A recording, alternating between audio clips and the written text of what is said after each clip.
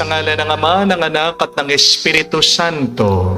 Amen. Sumainyo ang Panginoon. At sumaiyo rin. Mga kapatid, hindi naman ibig sabihin na iisip mo ang mabuti na gagawin mo na ang mabuti. Bandang huli, hindi naman tayo huhusga ng Diyos sa ating mga naisip. Titignan ng Diyos ang ating mga nagawa. Pero mabuti din naman, nag-uumpisa sa ating mga kaisipan ang kabanalan. Dahil anuman ang iyong naiisip, yan ang iyong masasabi. Anuman ang iyong sinasabi, yan ang magiging iyong kilos at gawa. Aminin natin ang napakaraming beses na kung saan kaisip tayo ng mabuti, pero hinusgahan naman natin ang iba. Sa mga pagkakataon na kung saan mabuti nga ang ating naiisip, pero pinili pa rin natin ang masama. Pagsisihan natin ang mga pagkakataong ito, tayo'y magpakumbaba para makita tayo minsan pa karapat-dapat makatanggap sa mga banal na misteryo. Inaamin ko Sa makapangyarihang Diyos at sa iyo mga kapatid, na lubha akong nagkasala sa isip, sa salita at sa gawa at sa aking pagkukulang. Kaya isinasamo ko sa mahal na Birheng Maria, sa lahat ng mga anghel at mga banal, at sa inyo mga kapatid, na ako'y ipanalangin sa Panginoong ating Diyos. kaawaan tayo ng makapangyarihang Diyos. Patawarin tayo sa ating mga kasalanan at patnubayan tayo sa buhay na walang hanggan. Amen. Panginoon, kaawaan mo kami. Panginoon, kaawaan mo kami. Kristo, kaawaan mo kami. Kristo, kaawaan mo kami. Panginoon, kaawaan mo kami. Panginoon, kaawaan mo kami. Manalangin tayo. Ama naming makapangyarihan, ginawa mo kaming magkaisa ng kalooban. Pagkaloob mo ang iyong mga utos ay aming mahalin. Ang iyong mga pangako ay hangarin naming tanggapin upang sa namang pagbabago sa paligid namin, manatiling matatag ang aming loobin. Sa tunay na kasiyahang matatagpuan sa iyong piling, sa pamagitan ni Jesucristo kasama ng Espiritu Santo, magpa sa walang hanggan. Amen. Pagbasa mula sa ikalawang sulat ni Apostol San Pablo sa mga taga-Tesalonika. Mga kapatid, iniuutos namin sa inyo sa pangalan ng Panginoong Hesukristo na layuan ang mga tamad at ayaw mamuhay ayon sa tagubilin namin sa inyo. Alam naman ninyo na dapat ninyong tularan ang aming ginawa. Hindi kami nahiyang magtrabaho nang kami nariyan pa. Hindi kami tumanggap ng anumang bagay kanino man nang hindi namin binabayaran. Nagpagal kami araw-gabi upang hindi maging pasanin ng sino man sa inyo. Ginawa namin ito hindi dahil sa wala kaming karapatang maghintay ng inyong tulong, kundi upang kayo'y bigyan ng halimbawang dapat sundan. Nang kasama pa namin kayo, ito ang tagubiling ibinigay namin sa inyo. Huwag ninyong pakanin ang sino mang ayaw gumawa. Ang Panginoon na bukal ng kapayapaan, ang siya nawang magkaloob sa inyo ng kapayapaan sa lahat ng pagkakataon. Naway sumainyong lahat ang Panginoon. Akong si Pablo ang sumulat ng pagbating ito. Binabati ko kayo. Ito ang aking lagda sa lahat ng sulat ko. Ganito ako sumulat. Naway sumainyong lahat ang pagpapala ng ating Panginoong Hesukristo. Ang salita ng Diyos. Salamat sa Diyos. Mapalad ang sumusunod na taong may takot sa Diyos. Mapalad ang sumusunod na taong may takot sa Diyos. Mapalad ang bawat tao na sa Diyos ay may takot. Ang maalab na adhikay sumunod sa kanyang utos. Hindi siya magkukulang sa anumang kailangan. Ang buhay ay maligaya at uunlad ang kaniyang buhay. Mapalad ang sumusunod na taong may takot sa Diyos. Ang sino man kung ang Diyos buong pusong susundin, buhay niya ay uunlad at laging pagpapalain. Mula sa Siyon, pagpapala nawa ng Diyos ay tanggapin at makita habang buhay pag-unlad ng Jerusalem. Mapalad ang sumusunod na taong may takot sa Diyos. Lubos na magtatamasa ng pag-ibig ng Diyos Ama ang sumunod sa anak niya. Alleluia, Alleluia. Sumainyo ang Panginoon. At sumaiyo rin. Ang mabuting balita ng Panginoon ayon kay San Mateo. Papuri sa iyo, Panginoon. Nung panong yun, sinabi ni Jesus, "Saaban ninyo mga eskriba at mga pariseyo, mga mapag-imbabaw. Ang katulad ninyo, mga libingang pinaputi, magaganda sa labas, ngunit sa loob ay puno ng kabulukan at buto ng mga patay. Ganyan-ganyan kayo.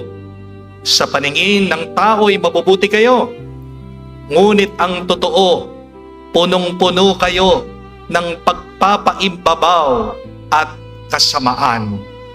Saaban ninyo, mga eskrib at pariseyo, mga mapag-imbabaw, pinagtatayo ninyo ng mga libingan ng mga propeta at ginagayakan ng mga puntod ng mga taong nabuhay ng matuwid.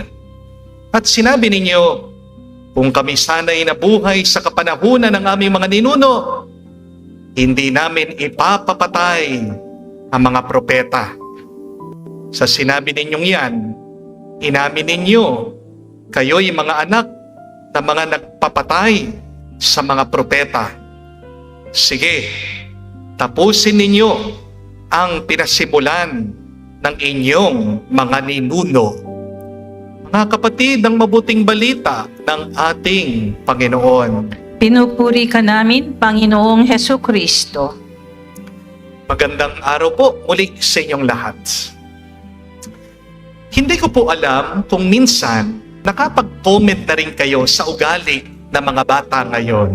Nasabi niyo na po ba? Alam niyo, nung panahon namin, kung anong hinain sa hapagkainan sa lamesa, yan lang ang kakainin namin. Wala kaming reklamo, wala kaming special order. Aba ngayon, kapag ayaw ng bata ang ulam, mag-o-order siya sa Food Panda, magpapagrab siya. Di po ba? O baka nasabi na rin ng ibang matatanda sa inyo, nung panahon namin, kapag alas 6 na ng gabi, uuwi na kami sa bahay. Maghihilamos na kami, magdarasal kami ng rosaryo, kakain kami, tapos matutulog. Aba ngayon, alas 6 na, nasa labas pa rin ang mga bata. Nagmomol, naglalakwat siya, nakikipagbarkada, walang pakialam kung nag-aalala na ang mga magulang nila. Nagreklamo na rin ba ang iba sa inyo? Nabuti pa noong mga panahon niyo, marunong magpo at opo ang mga bata. Buti pa po noon, di po ba? Kapag tinawag ng teacher ang estudyante, yung bata ang kinakabahan. Aba ngayon, kapag pinagalitan ng teacher ang bata, yung guro yung kinakabahan. Kasi baka sugurin sila ng mga magulang. Di po ba? Marami sa inyong nakapagsabi na, nung panahon namin, mas disiplinado kami. Nung panahon namin, mas magalang kami. Nung panahon namin, mas matiisin kami sa hirap. Pero mga kapatid, bago natin husgahan ang mga bagong henerasyon ngayon, magandang itanong din, talaga ba mas mabuti yung panahon nyo noon? O baka iba lang ang tukso noon at iba ang mga tukso at hamon ng panahon ngayon? Wala nga pong social media noon, pero meron namang chismisan. Di po ba? Walang cyberbullying, pero meron pa ring bully, meron pa ring mga siga noon. Wala ngang cellphone addiction, pero meron ding ibang bisyo, alak, sugal, meron pa rin drugs noong unang panahon. Walang Facebook para magmayabang. Pero marami din ang mga mayayabang noon. Di po ba? Nagbago ang panahon. Nagbabago ang teknolohiya.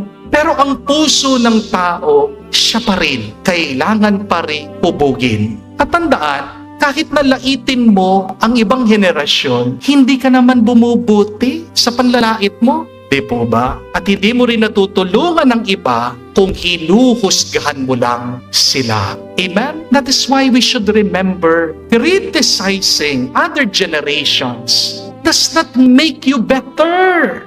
It just makes you bitter. And imagining yourself to be better than others does not make you holy. It only feeds your pride and your folly. Ito pong ating narinig sa Ebanghelyo ngayon, sa pangungusap ng mga Pariseo at Eskriba. Akala mo kung sino silang magsalita, nagbabanal-banalan sila. Ang sabi ng mga kaaway ng ating Panginoong Hesukristo, kung nabuhay lang kami nung panahon ng aming mga ninuno, hindi kami makikisama sa kanila sa pagpatay sa mga propeta. Madaling sabihin yon, madaling maging banal sa isang sitwasyon na hindi naman natin naranasan. And we often imagine we would have done better than other people. Diba? Ugali natin madalas yan eh. Sinasabi ng iba sa atin, kung ako lang ang presidente, ipapapatay ko lahat ng mga korap. Wala nang husgado, wala nang litis-litis. Nakakatagal lang yan. Kung ako lang ang Senate President, tatapusin ko yung impeachment na yan. Gastos lang yan. Para naman matulungan natin ang mga nahihirapan. Kung ako lang ang congressman, pupunta ako sa ibang bansa, magpapatulong ako para naman masolusyonan yung flood control na yan. Kung ako lang ang mayor, dapat bigyan lahat ng ayuda, ng relief. Hindi lang yung mga kamag-anak ko. Kung ako lang ang barangay captain, hindi ako magiging corrupt. Paglilingkuran ko lahat ng tao, lahat ng sweldo ko, ibibigay ko sa kanila. Madaling sabihin ang mga bagay na ito. Madaling isipin ang mga mabubuting plano. Kasi wala ka naman sa upuan. Wala ka sa pwesto. Kapag hindi ikaw ang kailangan magdesisyon, napakadaling malaman ang tamang desisyon. Kapag hindi ikaw ang nagdadala ng responsibilidad, napakadaling makakita ng pagkakamali ng tao na may responsibilidad. Kaya minsan, sa isip natin, mas magaling tayo sa presidente. Kahit na hindi naman tayo presidente, iniisip natin minsan, mas magaling tayong guro kaysa sa mga guro. Minsan iniisip natin, mas magaling tayong tennis player. Hindi naman tayo tennis player. Iniisip natin, mas magaling tayong magulang kaysa sa ibang magulang. But remember, imagination is cheap, but character is costly. Mga kapatid, hindi masamang isipin kung ano sanang mas magandang gawin. Ang problema ito, kapag ginagamit natin ang ating mga imagined goodness para lang husgahan yung actual struggles ng ibang tao. Dahil tandaan niyo po, hindi dahil nag-isip mong mas magaling ka, ibig sabihin talagang magaling ka na. Di po ba?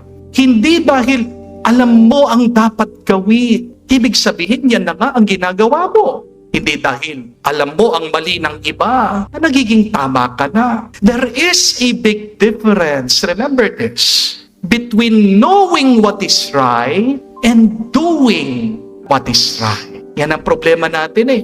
Ang dami sa atin, alam yung tama, hindi ginagawa yung tama. Amen? Kaya nga po, yan din ang problema ng mga Pariseo at mga Eskriba. Ang problema nila ay hindi naman ignorance eh. Alam nilang batas, alam nilang kasulatan, alam nilang kwento ng mga propeta, alam nilang pagkakamali ng kanilang mga ninuno. Pero ang problema ng mga Pariseo ay hindi nila napansin.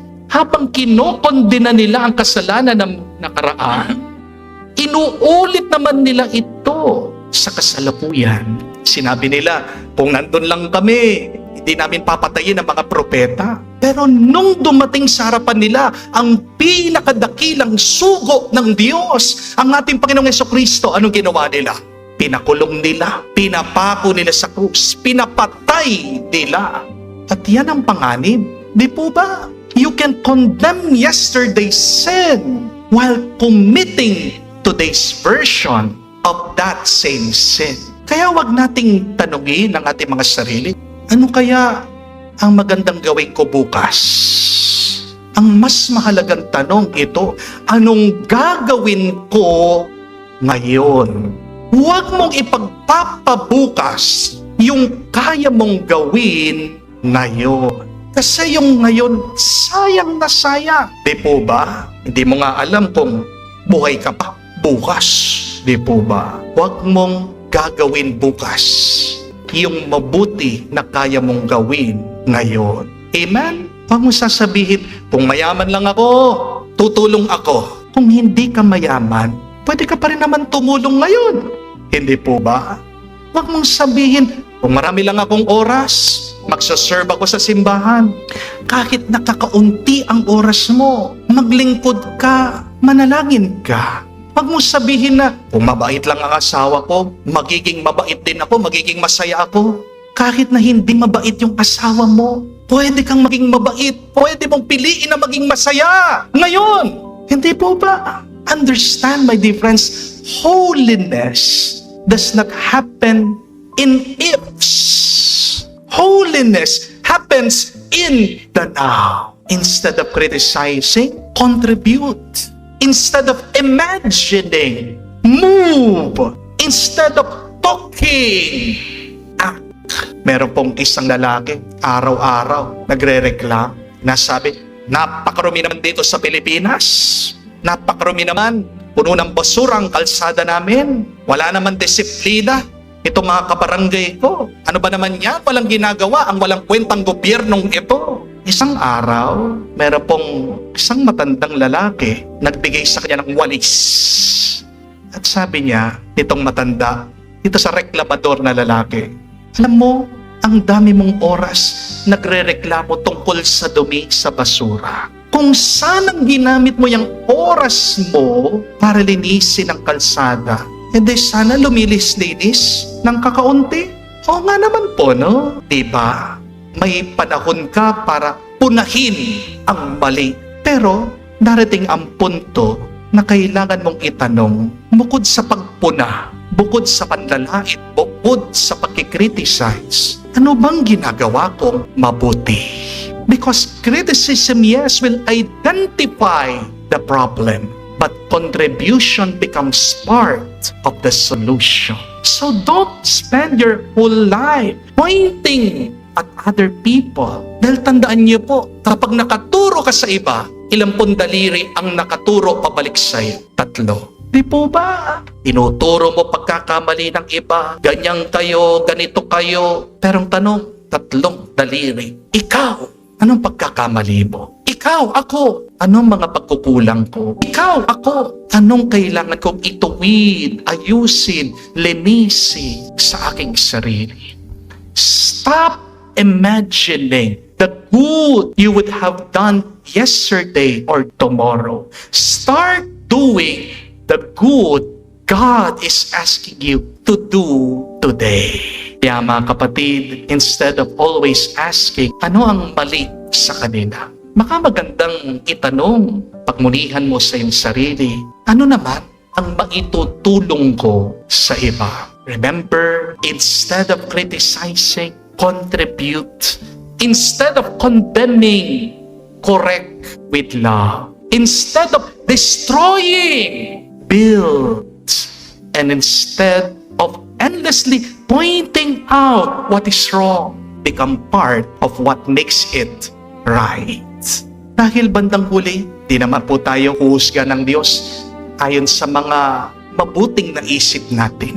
Tayo ay huhusga ng Diyos sa mga kabutihang ginagawa natin ngayon. Kaya bago natin husgahan ang nakaraan, ayusin natin ang ating kasalukuyan. Because criticizing does not make you better. imagining does not make you holy. It is choosing what is good and actually doing it is what makes you holy and more acceptable in God's eyes. Amen. Tumayo po tayo, alay po natin sa Diyos ang ating mga dasal at panalangin. Hilingin natin sa Panginoon na tulungan tayong maging tapat sa ating mga kilos. Ating sabihin, Panginoon, dinggin mo kami. Panginoon, dinggin mo kami.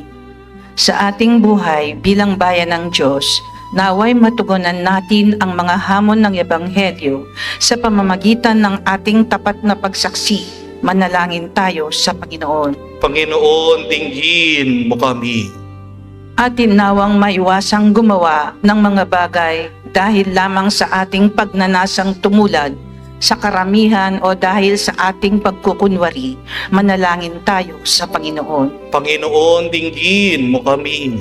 Ang mga nawalan ng pag-asa dahil sa ating masamang pakikitungo sa pag-uugali, naway manumbalik sa pagsamba sa Diyos sa pamamagitan ng ating pagbabagong buhay.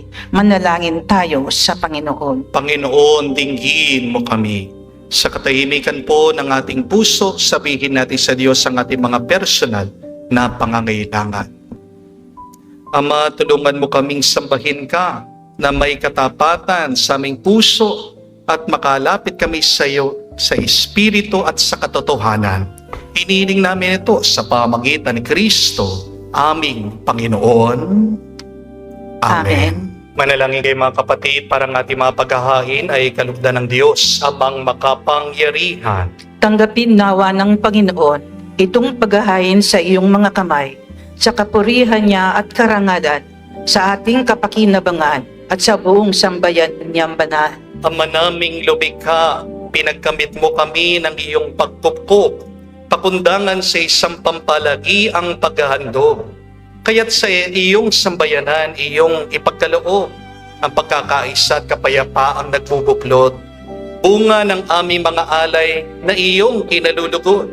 Sa pamagitan ni Jesucristo kasama ng Espiritu Santo, magpa sa walang hanggan. Amen. Sumainyo ang Panginoon. At sumaiyo rin. Itaas sa Diyos sa inyong mga puso at diwa. Itinaas na namin sa Panginoon. Pasalamatan natin ang Panginoong ating Diyos. Marapat na siya ay pasalamatan. Ama naming makapangyarihan, tunay nga marapat ikaw ang aming pasalamatan sa pamagitan ni Jesucristo na aming Panginoon. Siyang naging kapwa naming maasahan upang may mangunang umako sa pananagutan. Dahilangan mong magbago ang kinamihas ng pagkakanya-kanya ng sangkatauhan. Bunga ng pagtitiis, siya ay nanaig, ang kamatayan ay kanyang dalupig. Kaya't siya ang aming daan para aming masapit ang iyong tapat at maasahang pag-ibig. Kaya kaisa na mga anghel nagsisiawit ng papuri sa iyo nang walang humpay sa kalangitan. Kami nagbubunyi sa iyong kadakilaan.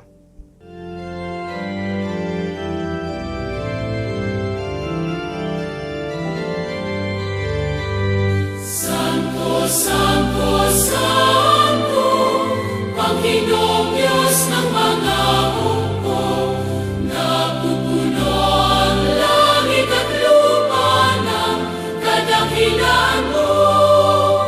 Hosana, Hosana, sa kainasan, ilagpalang na paririto sa ngalan ng Panginoon. Hosana, Hosana, sa kainasan. Hosana, Hosana, sa kainasan.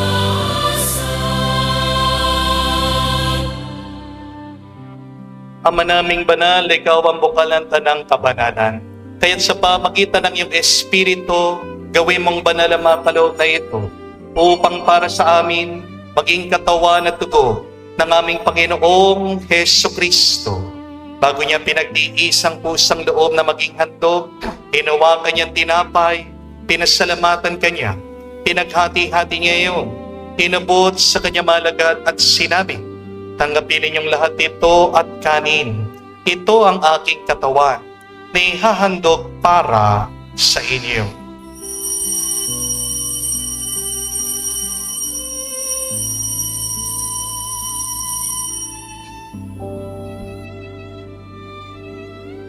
Gayon din naman na matapos ang hapunan, ginawa kanyang kalis.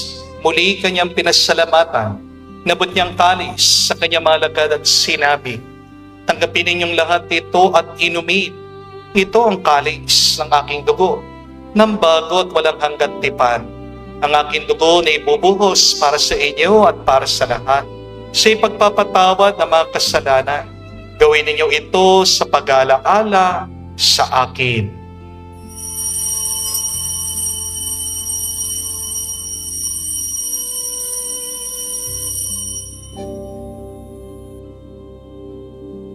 Ang misteryo ng pananampalataya.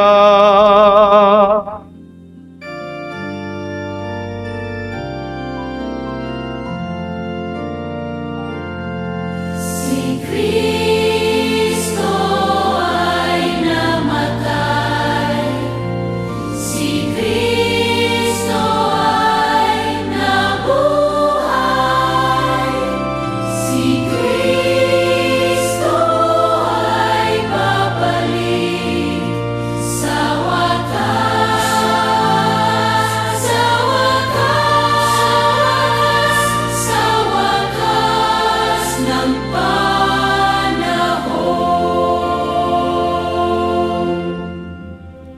Ama, ginagawa namin ngayon ang pag-alaala sa pagkamatay muling pagkabuhay ng iyong anak.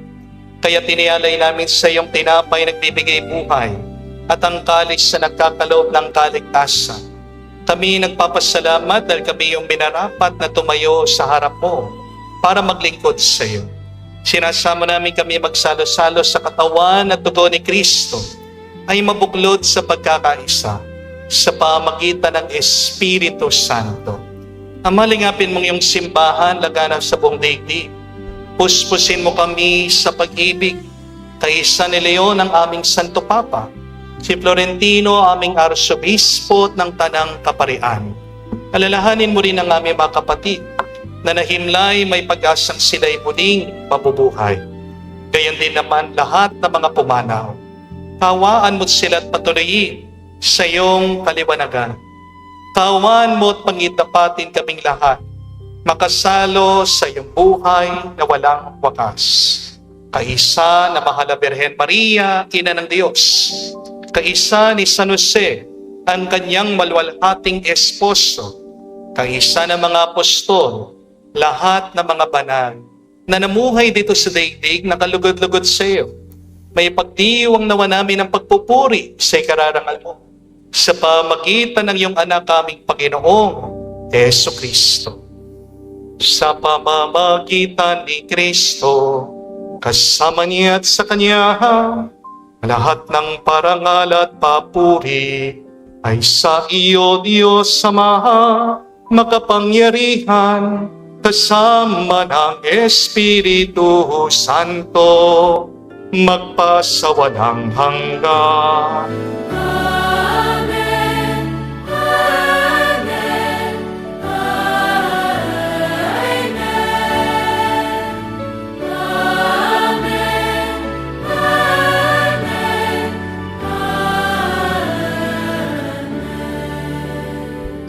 Sa nakagaling na utos sa tunay na Yesus sa Panginoon natin na Diyos, ipahayag natin ang lakas, loob.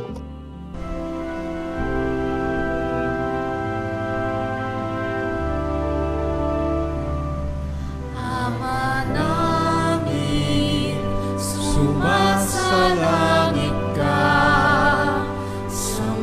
sambahin ang ngalan mo, mapasa amin ang kaharian mo,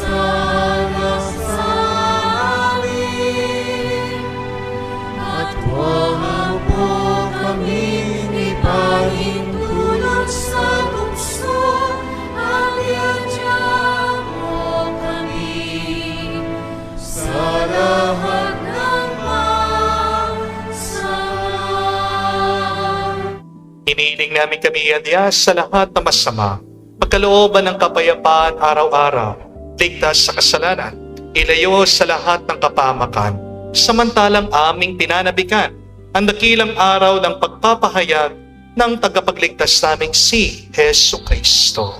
Sapagkat sa iyo ang kaharian at ang kapangyarihan at ang kapurihan magpakailanman. Amen. Panginoong Hesu Kristo, sinabi mo sa mga apostol, kapayapaan ang iniiwan ko sa inyo, ang aking kapayapaan binibigay ko sa inyo. Tunghayan mo ang aming pananampalataya at huwag ang aming pagkakasala.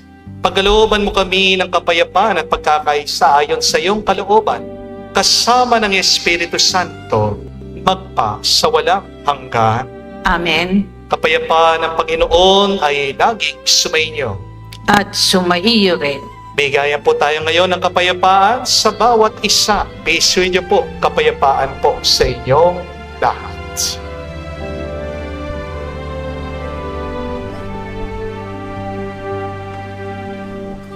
Cordero ng Diyos na nag-aalis ng mga kasalanan ng sanlibutan, maawa ka sa amin. Maawa ka sa amin. Cordero ng Diyos na nag-aalis ng mga kasalanan ng sanlibutan, maawa ka sa amin. Maawa ka sa amin.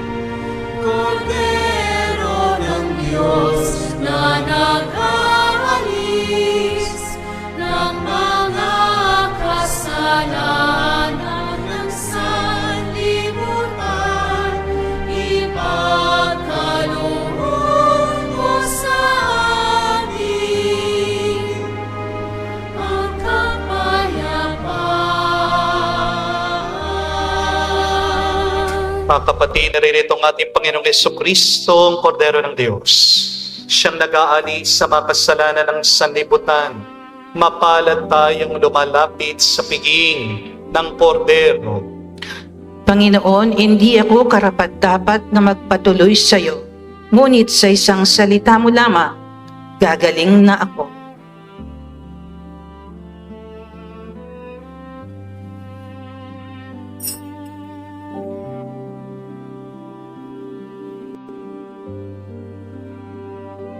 Manalangin tayo. Ama namin mapagmahal, lubusin mo sa amin ang kagalingang bigay ng iyong pag-ibig na ngayong pinagdiriwang at kami naway magkaroon ng ganap na kaunlaran upang sa lahat ng aming pinagkakabalahan, ikaw ay aming mabigyang kasiyahan sa pamagitan ni Jesucristo kasama ng Espiritu Santo magpa sa walang hanggan. Amen. Hindi ko po sinasabi na huwag kayong mamuna. Kung nakikita natin ang ating gobyerno ay may pagkukulang, kailangan tayong magsalita. Pero tanungin niyo ang inyong sarili. Ano ang dahilan mo sa iyong pamumuna? Para lang patunayan na mas magaling ka, na mas mabuti ka? Kung ikaw ay mamumuna, kung ikaw ay magsasalita, kung ikaw ay mag-criticize, sana ang maging dahilan mo ay para maituwid ang mali. Pero bago ka mamuna ng iba, punahin mo muna ang iyong sarili. Tandaan nyo, kapag nakaturo ang isang kamay mo sa ibang tao, 3 ang daliri, pabalik nakaturo sa iyo. You do not become better by always criticizing others. You become bitter by doing so. At kapag palagi mo nalang iniisip, dapat ganyan ang gawin, dapat ito ang maging plano, your imagination does not make you holy. Paano tayo nagiging mas banal? Paano tayo nagiging mas kamukha ni Kristo? Sa ating mga pang-araw-araw na pinipili, sa ating mga desisyon na ginagawa, hindi bukas kung hindi ngayon. Magandang itanong yan. Anong maitutulong ko ngayon para sa ibang tao? Para sa ikapag-aasenso ng ating bansa? Para sa ikapagbabanal ng aking kaluluwa? Magandang pagmunihan yan, magandang pag-isipan yan, at naway, pag nakita mo ang sagot, gawin mo ngayon na, now na, sayang ang oras. Dahil kapag ginagawa mo ang makakabuti sa iyong kaluluwa para sa ibang tao, yan ang kinalulugod ng Diyos at diyan kanya mas pagpapalain pa. Sumainyo ang Panginoon. At sumaiyo rin. At kayo'y basbasan ng Diyos, makapangyarihan sa lahat. Sa ngalan ng Ama, ng Anak, ng Espiritu Santo. Amen. Ang misa ay natapos na. Humayo kayo sa kapayapaan ni Kristo. Salamat sa Diyos.